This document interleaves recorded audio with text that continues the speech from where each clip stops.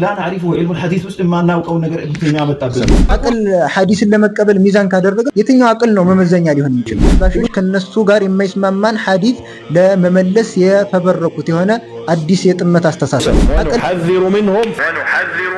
ونحذر منهم فقد اخترقوا القاهرة أقول أن ضعيف لو ولا تلم إلا يهون قاعدة قال مقعد كوننجي إلا يهون قاعدة قال مقعد كوننجي ابن حجر العسقلاني شيخ الإسلام ابن تيمية በተመለከተ علامة በጣም አዋቂ እያሉ የሚያወድ አህባሾች አሻኢራዎችን ያከፍራሉ። አዎ ያከፍራሉ። أحباش فرقة لبنانية معاصرة تذهب إلى تكفير كل أهل القبلة إلا أنفسهم.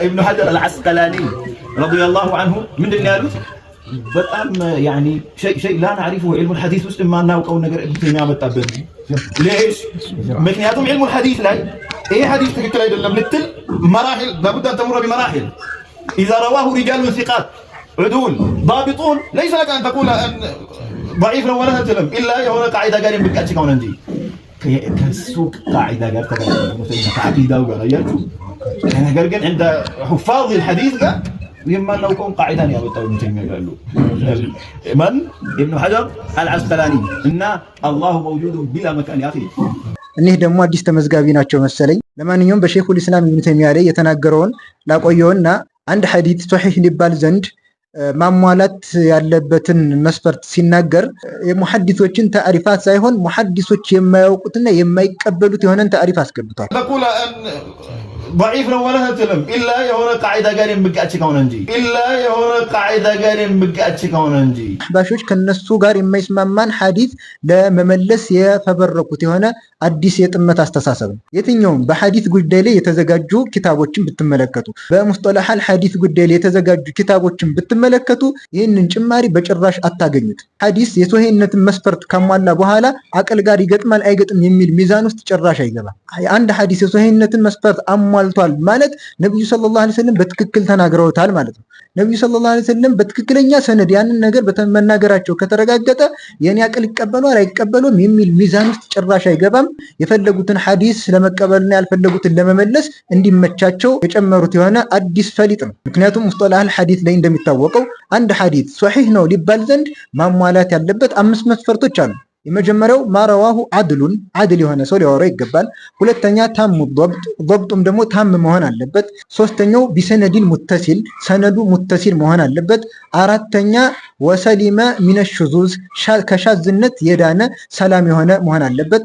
አምስተኛ ወልዒለቲል ቃዲሐ ሐዲስን ضعيف ከሚያደርጉ ድብቅ ምክንያቶች ስውር ምክንያቶች የጸዳ ሰላም ሊሆን ይገባል። እነዚህን 5 መስፈርቶች አሟልቶ አንድ ሐዲስ ከመጣ ሶሒህ ነው እንለዋለን። የዛን ሐዲስ መልእክትም ደግሞ እንቀበላለን። አቅላችን ጋር ይግጠምም አቅላችን ጋር አይግጠምም። ምክንያቱም በመጀመሪያ ደረጃ የትኛውም ሙሐዲስ ይህንን ሙስጠላህ አያውቀውም ብያቸዋለሁ። ሁለተኛ ደረጃ እንዲሁ እንቀበለውም ከተባለ በማንኛው አቅል ነው የሚመዘነው? አቅል ሐዲስን ለመቀበል ሚዛን ካደረገ የትኛው አቅል ነው መመዘኛ ሊሆን የሚችለው? አሁን ከተቀመጡበት ስብስብ እንኳን አቅላቸው የተለያየ ነው። ስለዚህ የሶሒህ ሐዲስን መስፈርት በሚናገርበት ጊዜ የጨመራት የሆነች አደገኛ መርዝናት እችን ልንጠነቀቅ ይገባል ማለት ነው። በመቀጠልም የተለመደ የሆነ ለቅጥፈት የተዘረጋ ምላሳቸውን በሼኹል ኢስላም ኢብኑ ተይሚያ ላይ ዘርግተዋል። ኢብኑ ሐጀር አልዓስቀላኒ በሼኹል ኢስላም ኢብኑ ተይሚያ ላይ አዲስ የሆነን የማናውቀው የሆነን ነገር አመጣብን ምናምን ብለዋል እያለ ነው። ይሄ ግልጽ የሆነ ውሸት ነው። ለሚናገሩት ንግግር ከዚህ በፊት ነግሬያቸዋለሁ። ምንም አይነት ማስረጃ አያመጡም ከቅጥፈት ውጭ ማለት ነው። ኢብኑ ሐጀር አልዓስቀላኒ ሼኹል ኢስላም ኢብኑ ተይሚያን በተመለከተ በጣም የሚያልቁትና ትልቅ ለሼኹል ኢስላም ኢብኑ ተይሚያ ትልቅ ቦታ ያላቸው አዋቂ ብቻ አይደለም አላማ በጣም አዋቂ እያሉ የሚያወድሱት እንደ ትልቅ ዓሊም እንደ ትልቅ መሪ እንደ ትልቅ ኢማም የሚቆጥሩት ታላቅ ኢማም ነው በኢብኑ ሐጀር ዘንድ ማለት ነው ሼኹል ኢስላም ኢብኑ ተይሚያ። ነገር ግን ዑለሞች ዘንድ ዓሊሞች ዘንድ ሼኹል ኢስላም ኢብኑ ተይሚያ ተቀባይነት አለው ቀድሩንና ደረጃውን ስለሚያውቁ ማለት ነው። ይህንን ከተመለከተን አንድ ነገር በደንብ ላሳስባችሁ የምለቅላችሁ የሆነ ቪዲዮ አለ በደንብ እንድታዳምጡት አደራ። እንደሚታወቀው አህባሾች ለራሳቸው የተለያየ አይነት ስምን ይሰጣሉ። አሽዓሪ ነን ይላሉ፣ ሱፍያ ነን ይላሉ። እውነት አህባሾች አሻኢራ ናቸው? ታዲያ ለምንድን ነው አሽዓሪዮችን አህባሾች የሚያከፍሯቸው? አህባሾች አሻኢራዎችን ያከፍራሉ። አዎ ያከፍራሉ።